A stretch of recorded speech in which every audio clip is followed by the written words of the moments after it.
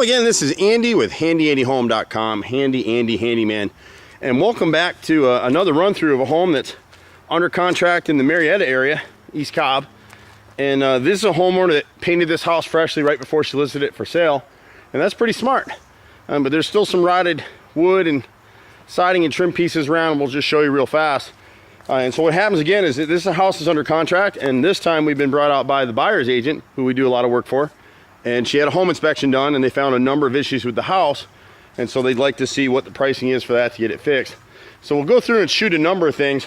The first thing you'll see that comes up a lot in inspection reports, and homeowners really don't know about it, is when you look at the siding going up this roof line right here and it continues over the back, it's sitting right down on top of the shingles, and you can't have that. You need an inch to 2 inches clear all the way up. So we'll cut a line straight up through there. Another issue that may come up once we do the work, it's hard to tell with these gutter helmets whether there's kick-out flashing. You always want to have kick-out flashing wherever a gutter hits the sidewall of a building, like this one right here in this corner. And with gutter helmets like that, they often remove the flashing, so it needs to be sealed in some way, whether we can get kick-out flashing in there or not, because what happens over time is the water will get behind that gap, and it'll start to rot the siding, and then it'll get into the framing of the house. It's going to be hard to see some of this in the sunlight right now, but when you look at the siding right in this area right here, we've got about 6 rows of rotted siding in different stages, and so we'd really like to run just straight rows of smooth hardy plank siding. We'll have to cut it down to make it run through. You can see the rots on the bottom edges where it's hitting the shingles down here, and that's what the inspector wrote it up for. All these rows are rotted right here, so we'll just replace it all the way back. You can see where it's starting to rot in these joints right here, so rather than have a problem going forward, we just replace those 6 rows right there. And then here at the front entry, the fluted casings on the side, left and right, have started to rot. And you can see the inspector probe this piece is rotted right here. And so what we would do here is we're going to go ahead and just cut this the fluted casing back on either side, and just come in with a bigger threshold support, this lower board right here, and paint it white. And that's the easiest solution for that particular problem. Bricks like this, when they start to delaminate, really not a lot you can do with them. You could skim them over. Most people look at it as kind of a decorative thing at this point. Most of the bricks are in pretty good shape. We could spot point the mortar around here just to keep the water from getting out on this edge right here, and then down on these steps right here. We can do that if they want. The rest of the siding on this part of the house is pretty good. When you go around to the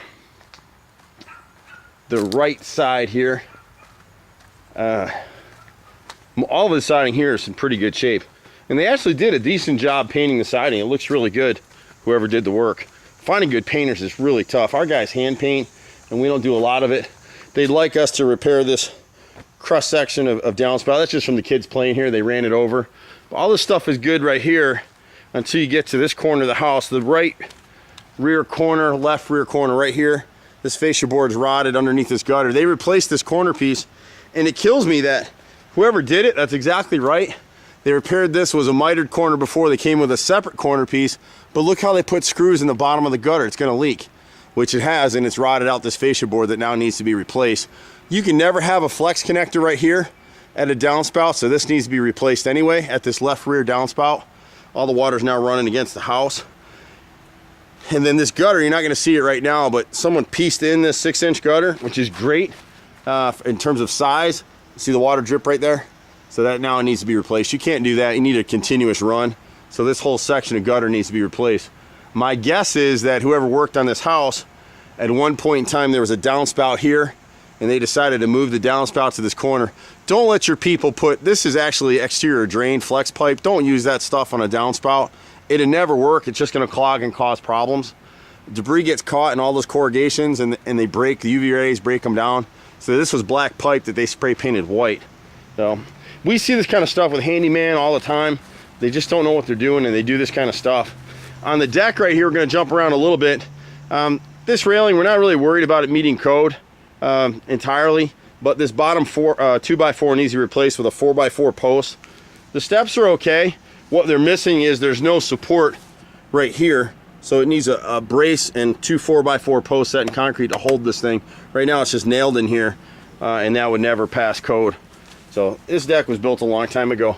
There's no flashing in here in the deck, and so we would add a custom beveled cut pressure treated plate that would run from this edge of the deck and that edge over there and keep the water out. And you can see what's happening with the water. It's actually rotting the siding in this area right here. This bottom row of siding in this deck, if you get down real low, see it? It's rotted all the way across. So we'd replace that piece. It's gonna be a little hard to do to get behind that deck and do it, but our carpenters will do it. And then right here in this corner, because there's no kick-out flashing, you've got these two pieces of gutter right here. This fascia board is rotted behind there. That's gonna be a booger to fix it.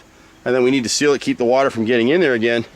When you go above the roof in this area right here, you can see again that you need to cut this bottom edge of the siding, replace the bottom 3 boards in this corner, repair and replace this rotted corner board right here on the corner, and then replace about 5 rows of siding under this window that are rotted through. The rest of the siding's in good shape, so whoever had the house did try to take care of it. Just that stuff tends to creep up on you, but at least this time they did a pretty good job painting the house, so it should hold up for a while for the buyers. You know, the thing with inspection reports people have to remember is it's like writing a letter sometimes. Every set of eyes you put on it, someone's going to see something different. So I might see things differently than what the inspector did, but this had a really thorough inspection on it. And you're not going to catch everything, but you're going to catch the major things. We got some rot at this door back here, and part of the rot is up here. This door was never flashed properly here, and so we'll replace that top mold, put in a piece of metal flashing, and then it's rotted. The inspector found rot on the left and right sides right there. When you come around the left side of the house, not a lot over here. He noted that the siding was kind of too close to the dirt over here, so we just dig that away. Nothing's rotted.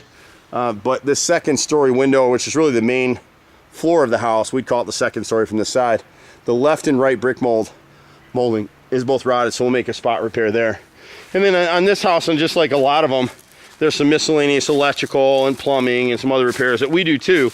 Obviously we're not going to be able to run through and video all that today, but we pretty much do everything. This is a great house, super nice neighborhood, best schools. I'm sure this house sold very quickly. We're at 770-912-2829. Pretty much do everything. Have for almost, I guess, 25 years now in Metro Atlanta. I started this company a long time ago. It's fun to work on houses like this. We stay busy. You can find us on the web at HandyANDYHome.com. Just be patient with us. We stay super busy, as you can guess. Take care. See you at the next house. Bye for now.